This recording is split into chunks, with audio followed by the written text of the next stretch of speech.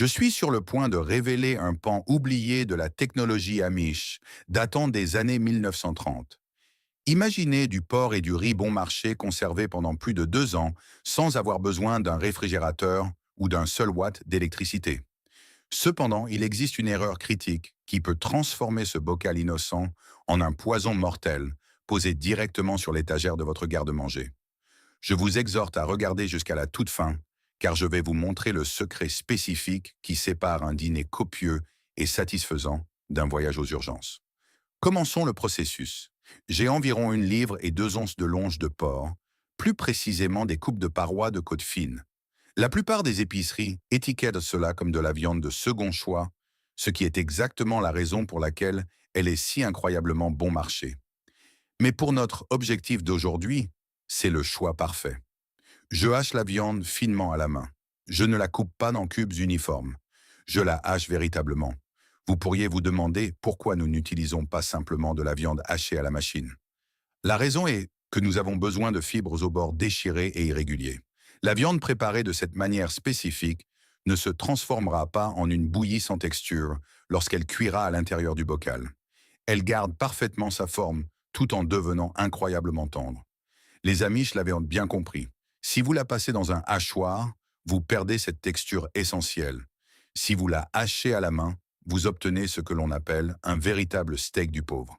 Alors pourquoi exactement l'appelle-t-on le steak du pauvre? Durant les années 1930, en pleine Grande Dépression, environ 25% des Américains étaient sans travail. Les familles survivaient en transformant les coupes de viande les plus moins chères et les plus négligées en repas copieux et rassasiants. Les Amish, une communauté religieuse qui vit sans électricité ni réfrigérateur moderne, maîtrisaient l'art de la mise en conserve de la viande dans des bocaux comme moyen de constituer des réserves vitales pour l'hiver et les années de vaches maigres. Pour eux, un cochon était littéralement une banque.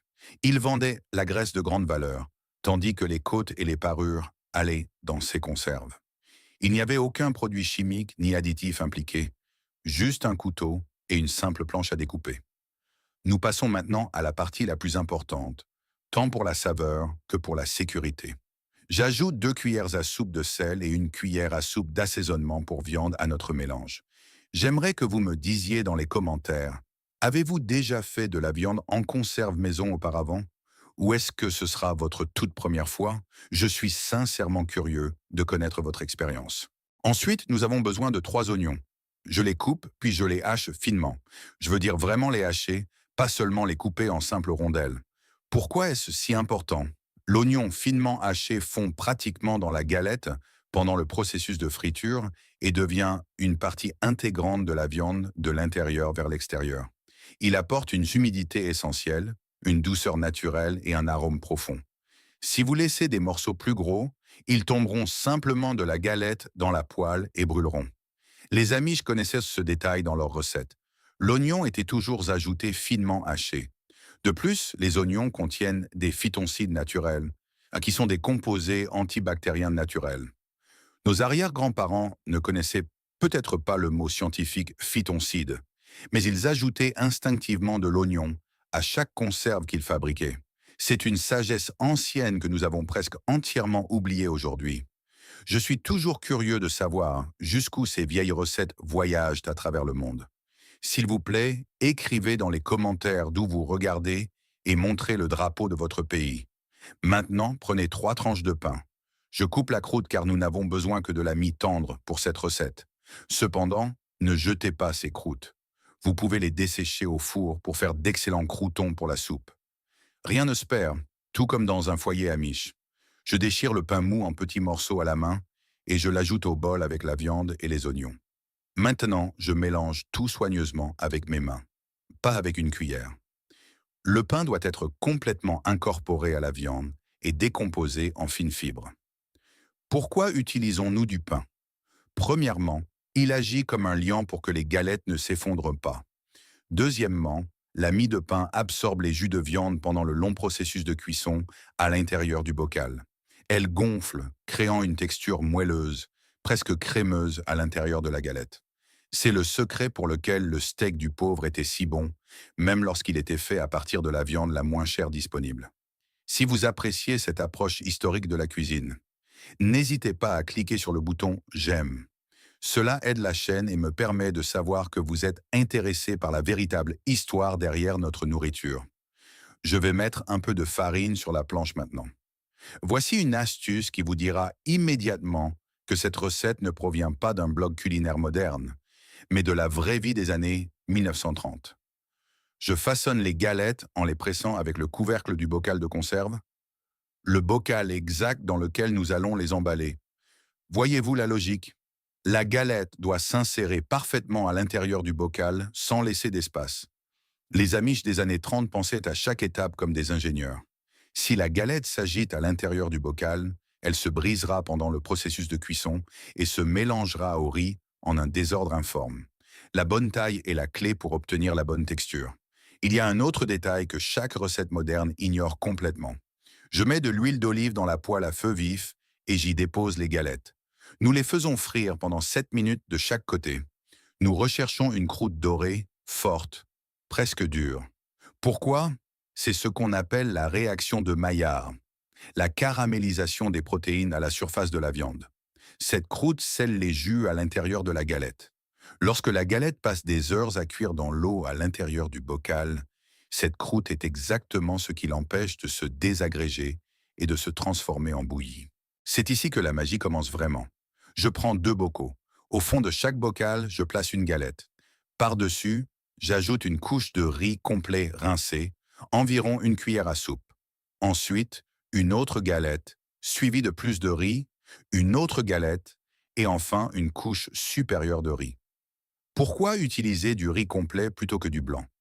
Le riz complet contient plus d'huile naturelle et de fibres.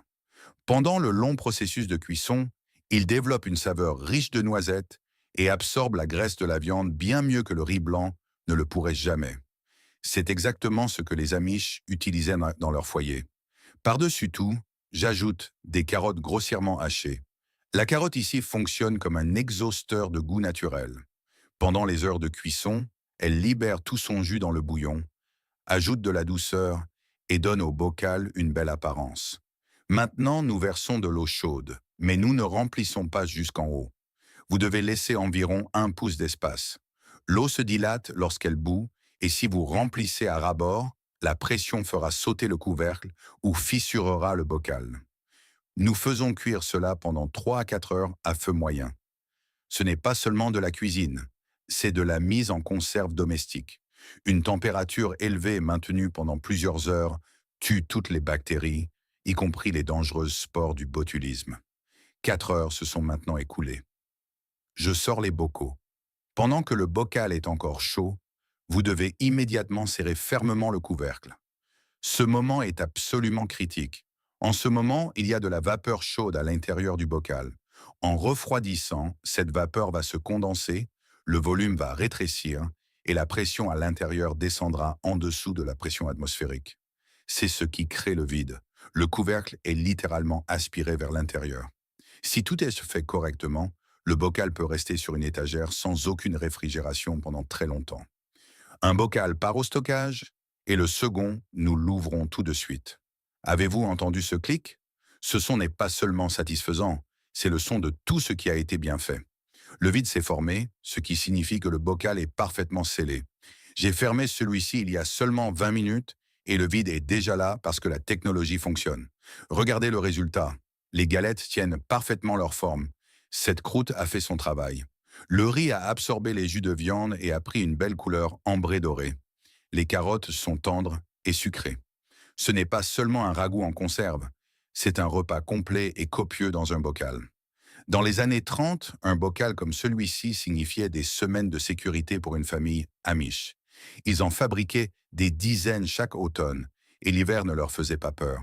Steak du pauvre n'est pas une insulte, c'est un titre porté avec fierté. Il s'agit de nourrir votre famille avec quelque chose de délicieux, d'abordable et conçu pour durer. Et maintenant, je vais partager le secret que je vous ai promis au tout début. Si vous voulez une couche de protection supplémentaire contre le botulisme, ajoutez une cuillère à café de vinaigre dans chaque bocal avant de verser l'eau. Le vinaigre ne rendra pas la nourriture acide, car il s'évapore pendant le long processus de cuisson. Mais l'environnement acide qu'il crée tue les spores de botulisme dans les endroits où la température seule, lors de la cuisson domestique, pourrait ne pas toujours suffire. C'est le secret Amish que tout le monde ne connaissait pas.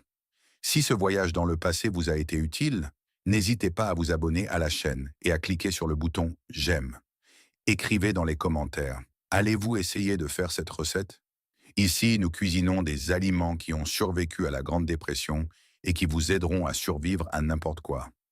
Si cette histoire a changé votre regard sur les simples ingrédients de votre garde-manger, abonnez-vous à notre chaîne. Nous déterrons l'histoire que le temps a tenté d'enterrer. Préservons l'avenir en apprenant du passé. Notre prochain trésor historique sera révélé très bientôt. À la prochaine.